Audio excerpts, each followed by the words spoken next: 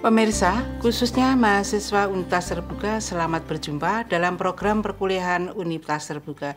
Pada pertemuan ini, kita akan membahas mata kuliah manajemen dengan topik perencanaan dan pengambilan keputusan. Seperti kita ketahui bersama bahwa manajemen memiliki multifungsi, di mana pendapat para ahli satu dengan lainnya berbeda. Fungsi yang sama dari para ahli hakikatnya adalah perencanaan dan penguasaan. Keduanya mempunyai hubungan timbal balik yang baik, di mana pengawasan dilakukan menjamin pelaksanaan kerja supaya berjalan sesuai dengan standar yang telah ditetapkan dalam perencanaan. Perencanaan dapat dikatakan bahwa perencanaan secara sederhana sebagai suatu upaya untuk menentukan tujuan serta sasaran yang ingin diraih serta mengambil sejumlah langkah strategis untuk mencapai tujuan tersebut. Melalui perencanaan yang baik, seorang manajer akan mampu mengetahui apa saja yang harus dilaksanakan dan bagaimana cara melakukannya. Perencanaan adalah kegiatan yang akan dilaksanakan. Perencanaan yang baik adalah ketika seorang manajer mampu mengetahui apa saja yang harus dilaksanakan dan bagaimana cara melakukannya. Dalam menyusun perencanaan melibatkan dua aspek penting, yaitu tujuan dan rencana. Tujuan atau sasaran adalah hasil yang diinginkan atau target. Sedangkan rencana adalah dokumen yang menentukan kerangka bagaimana tujuan itu akan terpenuhi. Ada beberapa tahap yang dilakukan dalam menyusun perencanaan, yaitu yang pertama, menetapkan tujuan atau serangkaian tujuan, karena organisasi didirikan untuk maksud tertentu dan tujuan. Yang kedua, merumuskan keadaan saat ini. Pemahaman posisi perusahaan saat ini akan menyangkut rencana yang akan datang. Ketiga, mengidentifikasikan segala kemudahan dan hambatan, segala kekuatan dan kelemahan, serta kemudahan dan hambatan perlu diidentifikasikan untuk mengukur kemampuan organisasi dalam mencapai tujuan. Keempat, mengembangkan rencana atau serangkaian kegiatan untuk mencapai tujuan, meliputi pengembangan berbagai alternatif kegiatan untuk pencapaian tujuan, penilaian alternatif tersebut, dan pemilihan alternatif terbaik atau paling memuaskan di antara berbagai alternatif yang ada. Kelima, mempertahankan pengendalian untuk mencapai tujuan organisasi secara baik, maka perencanaan setidaknya melalui proses berikut. Yang pertama, mengembangkan visi yang jelas. Visi menggambarkan keadaan yang ingin kita capai di masa depan, sesuatu yang akan menjadi tujuan suatu organisasi dalam jangka panjang. Kedua, merumuskan misi ke dalam suatu pernyataan. Pemahaman yang jelas tentang misi organisasi akan membantu manajer memilih dan mengimplementasikan strategi dan dalam rangka pencapaian tujuan organisasi. Ketiga, perakirakan perkembangan organisasi. Setiap perakiraan perkembangan usaha yang dilakukan organisasi haruslah berdasarkan pada asumsi ilmiah. Keempat, analisis persaingan. Ketika organisasi menghadapi persaingan yang cukup serius, maka para manajer dan pimpinan harus mampu membuat berbagai analisis demi mempertahankan kehidupan dan pengembangan organisasi di masa depan. Kelima, penetapan sasaran dan tujuan. Sasaran berarti rentangan waktu organisasi jangka panjang untuk mencapai tujuan. Jadi, setiap manajer harus mempersiapkan dan merencanakan agenda kegiatan sehingga kemungkinan meraih tujuan bisa lebih besar lagi. Keenam, pengembangan rencana kegiatan. Untuk meraih sasaran dan tujuan organisasi, maka harus membuat rencana strategis jangka panjang yang selanjutnya dikembangkan menjadi rencana taktis. Ketujuh, pengerahan sumber daya. Sumber daya organisasi tersebut pada pokoknya berupa dana atau modal, sumber daya manusia, teknologi, dan organisasi atau kelembagaan. Perencanaan dapat diklasifikasikan dalam beberapa cara yang berbeda. Cara pengklasifikasian perencanaan akan menentukan isi rencana dan bagaimana perencanaan itu dilakukan. Beberapa jenis perencanaan antara lain: 1. Perencanaan menurut fungsinya.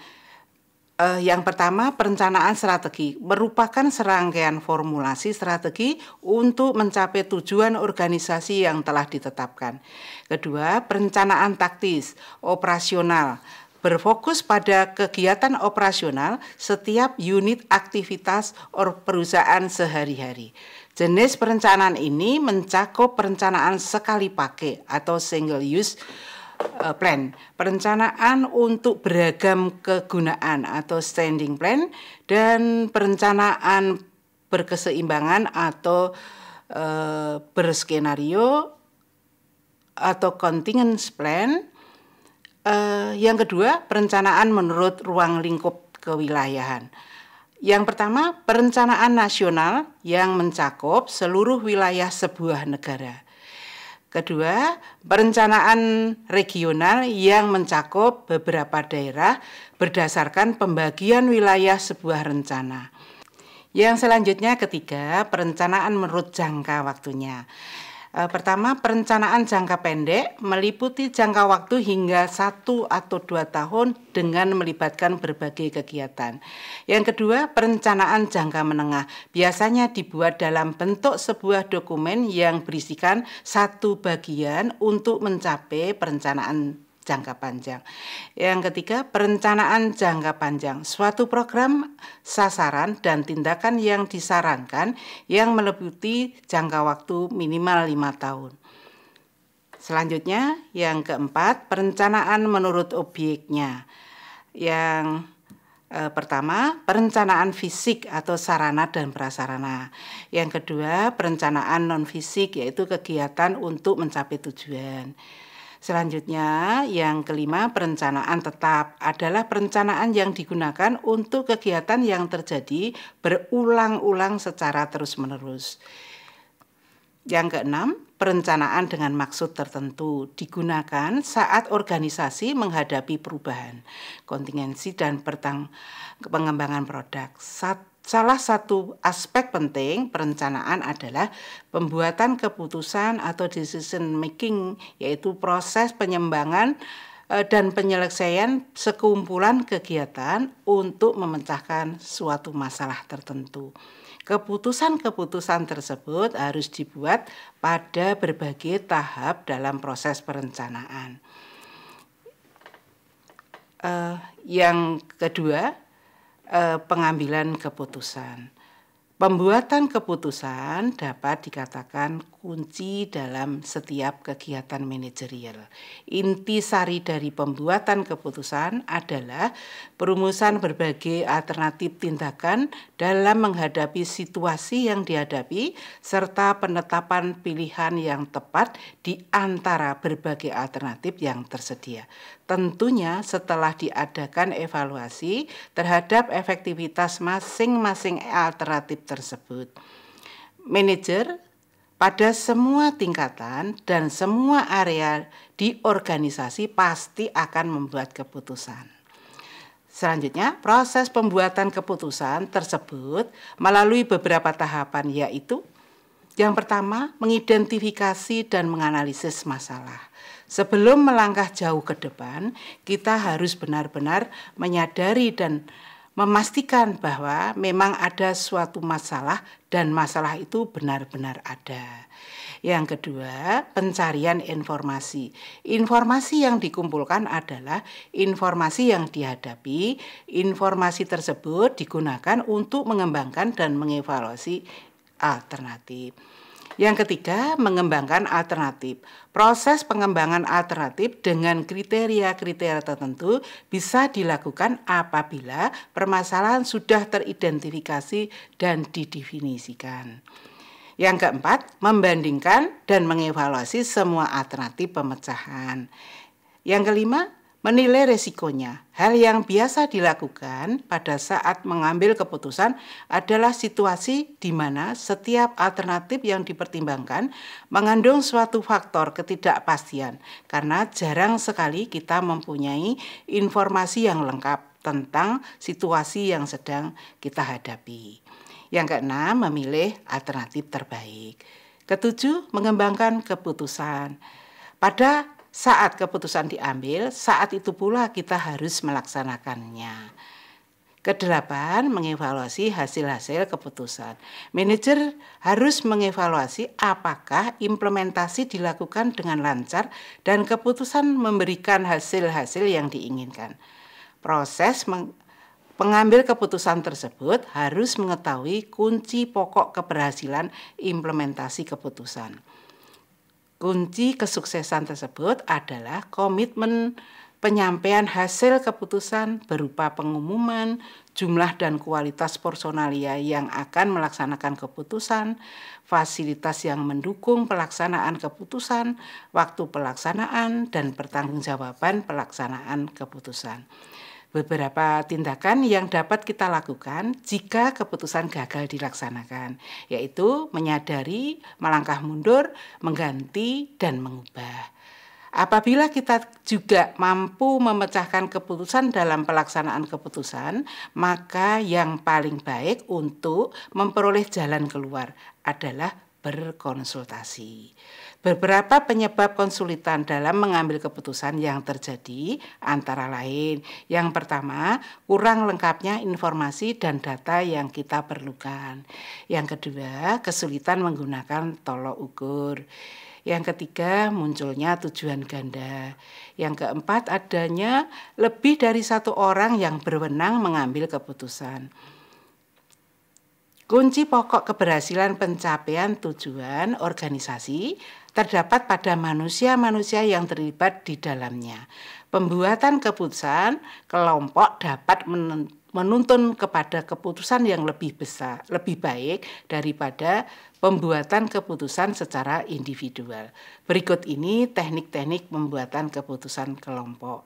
Yang pertama, teknik curah pendapat temu muka adalah teknik yang menyangkut penggunaan kelompok untuk mengidentifikasi berbagai alternatif penyelesaian masalah.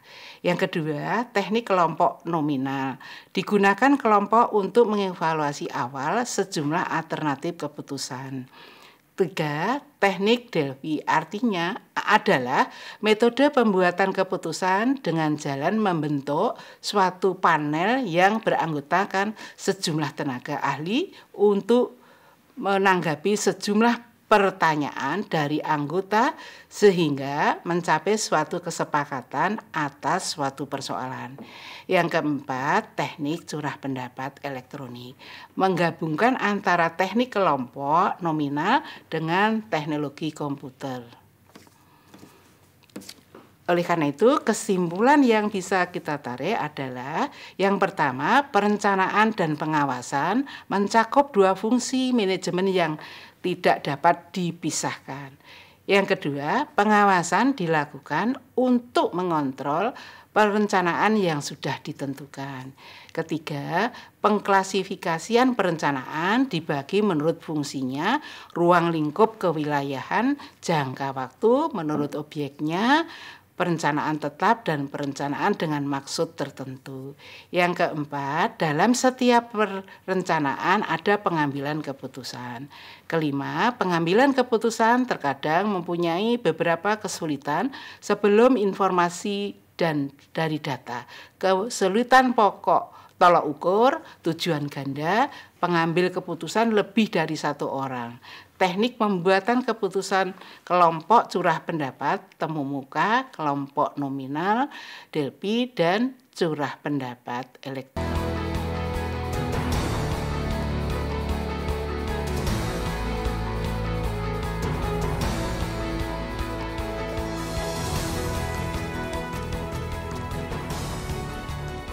Pemirsa, khususnya mahasiswa Universitas Terbuka dimanapun Anda berada, sampai di sini perjumpaan kita kali ini.